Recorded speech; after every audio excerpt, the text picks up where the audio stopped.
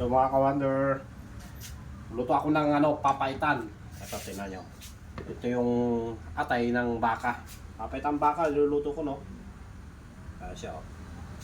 Pinakuluan ko lang siya ng ilang minuto, tapos hinango ko na.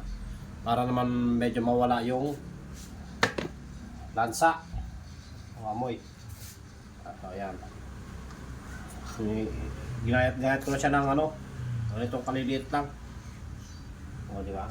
Meron din akong pang kilaw na balat ng baka.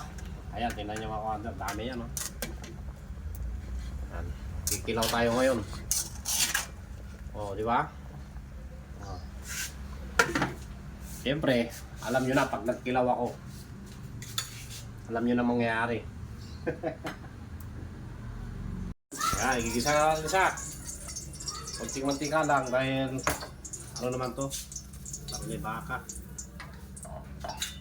Igigisa ko lang siya ng at saka sibuyas.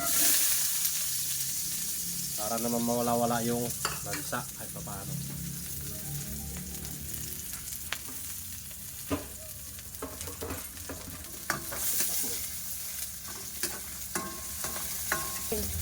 Mamula-mula na siya. Lagyan na natin yung lagay ng baka. Itong papaitan ko pala, may halong yan, balat ng baka. Para naman mas masarap pag may balat siya ng baka. Ito yung atay. Ayan, dami niya mga kawander, oh. O, di ba? Dami niyan. Siyempre, palalambutin muna natin siya.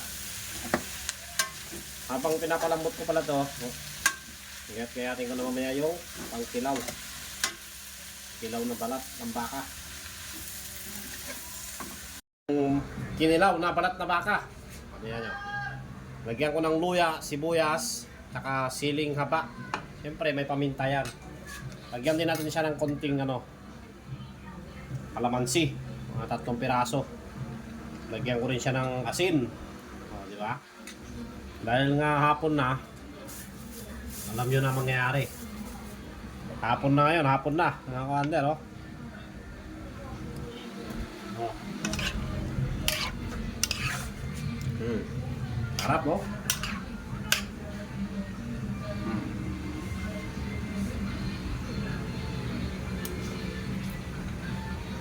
Sarap. Siyempre, lagyan ko siya ng sili. Pulang-pula, oh.